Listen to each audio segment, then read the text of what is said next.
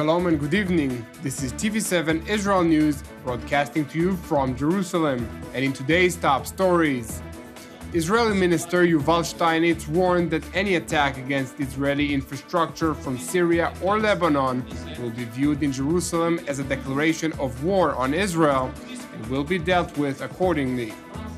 The Palestinian leadership has proposed advancing a peace process with Israel by means of the United Nations Security Council, asserting that a collective framework that consists of a number of figures could succeed more than one country that was so close to Israel.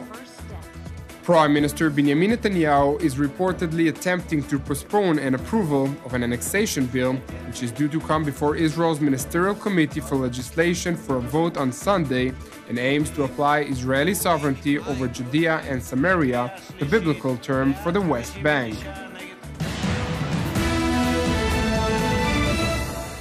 Gunshots were fired from Syrian territory toward an Israeli unmanned aerial vehicle, which, according to military sources, conducted a routine intelligence gathering operation in the Golan Heights. According to information obtained by TV7, several bullets were fired from a machine gun toward an Israeli Skylark, which was gathering information from an area controlled by an Iranian-backed militia. The sources refused to comment on whether the drone was down or managed to return to Israel safely. Now to a related matter. Two incidents were reported in which mortar shells exploded on the Israeli side of the Golan Heights. One mortar shell exploded near a school in Israel's northern kibbutz Natur, while another mortar hit a house in the Druze village of Majd al-Shams. No injuries were reported in both incidents, yet damage was caused to the house in Majd al-Shams. An Israeli military official who is tasked with monitoring the situation on Israel's northern frontier with Syria told TV7 that both mortars are believed to be spillover from the country's civil war. That said, the official noted that the IDF maintained the right to respond to any violation against Israel's sovereignty and will take the appropriate action to assure the safety of the country's civilian population. Meanwhile, Israeli Minister Yuval Steinitz warned that any attack against Israeli infrastructure from Syria or Lebanon will be viewed in Jerusalem as a declaration of war on Israel. The Israeli Minister of National Infrastructure, Energy, and Water Resources further stressed that Israel does not distinguish between the Syrian government, Hezbollah, or Iran, as their close cooperation makes them one entity. The comments by Minister Steinitz, who is a member of Israel's security cabinet, came as a response to a threat voiced by the Iranian proxy Hezbollah, which declared that anyone who harms oil and gas sites in Lebanon territorial waters will have its sites harmed. Hezbollah's statement further noted that Israel is well aware of Lebanese capabilities to exert extensive damage to Israel's infrastructure. The warning was completed with a picture of the natural gas ring in Israel's Tamar field in Hezbollah's crosshairs. Meanwhile, in Beirut, Lebanese Minister of Social Affairs Pierre Abiassi revealed that contacts are underway between Lebanon and friendly countries that seek to ease tensions with Israel over its construction of a border wall that Beirut claims encroaches on its territory, an allegation Israel vehemently rejects.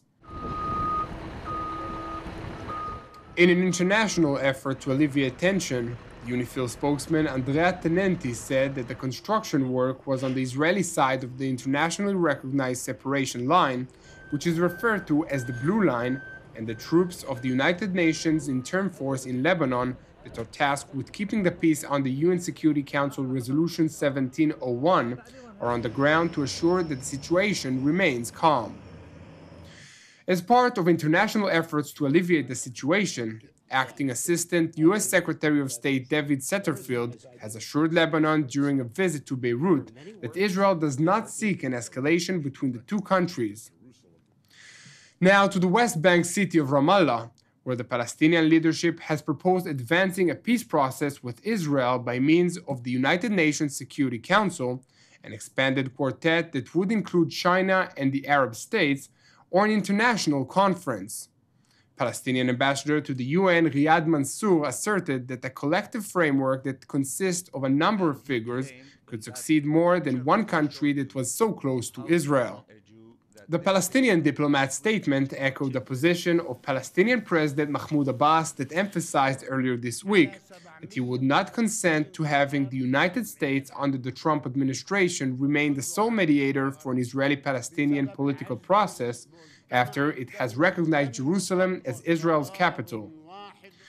Now, in related news, US President Donald Trump's Middle East envoy Jason Greenblatt criticized Palestinian President Mahmoud Abbas for his failure to mention Jewish links to Jerusalem. In a series of tweets, Envoy Greenblatt said that lasting peace would not happen by denying thousands of years of connection between the Jews and Jerusalem, in reference to Abbas's speech in Ramallah 2 days ago, in which he said Jerusalem was only to Muslims and Christians, but stopped short from mentioning a Jewish connection to the ancient city. Envoy Greenblatt warned that such statements had nothing peaceful or positive about them, and reiterated that peace was not possible unless the facts declared by President Donald Trump were adopted.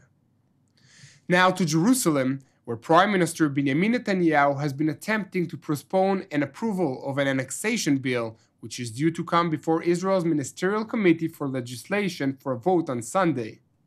The bill, which was sponsored by Knesset member Yoav Kish from the ruling Likud party and Bezalel Smotrich from the Jewish Home faction, aims to apply Israeli sovereignty over Judea and Samaria, the biblical term for the West Bank.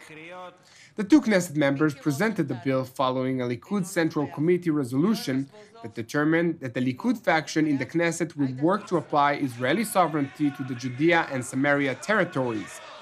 It is important to note that the bill is expected to pass in the committee by a large majority.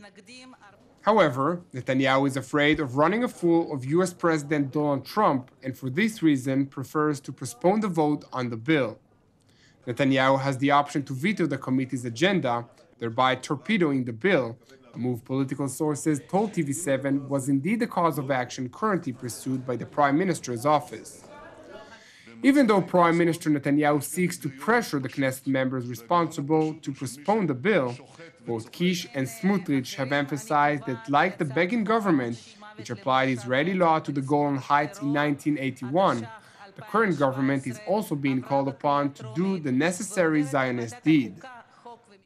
Now, with regard to the conflict in Israel's northern neighbor, Syria, where the United States announced that it is not looking for a conflict with Syrian government forces, but emphasized that it has a right to self-defense, that after the US-led coalition said it replied to an attack by pro-Syrian forces in which some 100 of them were reportedly killed.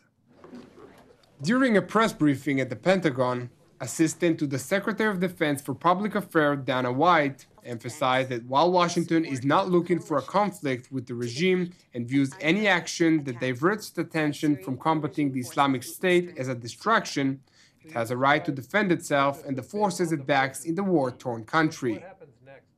Our forces have the inherent right to self-defense. We are not looking for a conflict with the regime. Any action that takes away from our ongoing operations to defeat ISIS is a distraction. The incident underscores the potential for further conflict in Syria's Al-Rich East, where the US-backed Syrian Democratic Forces alliance of Kurdish and Arab militias hold swaths of land after concluding its offensive against the Islamic State. Thank you for joining us. You can also watch us at TV7israelnews.com or at TV7.fi. For any updates from Israel and its region, visit our Facebook page at TV7 Israel News. For any comments, please send your emails to israelnews@tv7.fi. Keep praying for the peace of Israel and the peace of Jerusalem. I'm Yair Pinto. Have a good evening. Shabbat Shalom. And we'll see you again on Monday at the same time.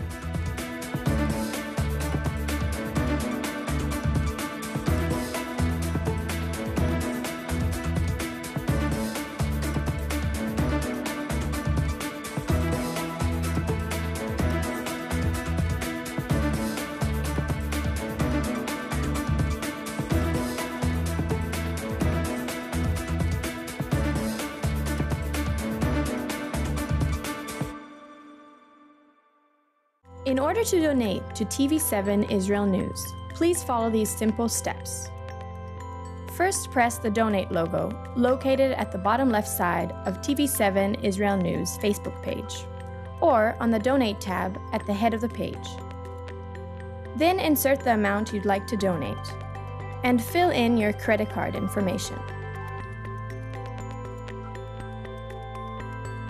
Just like this.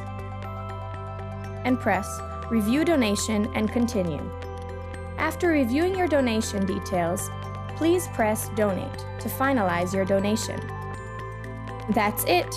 Your donation is now complete, and an email with your donation details has been sent to your email address. You can also print your donation receipt by pressing the link here. Thank you for supporting TV7 Israel News.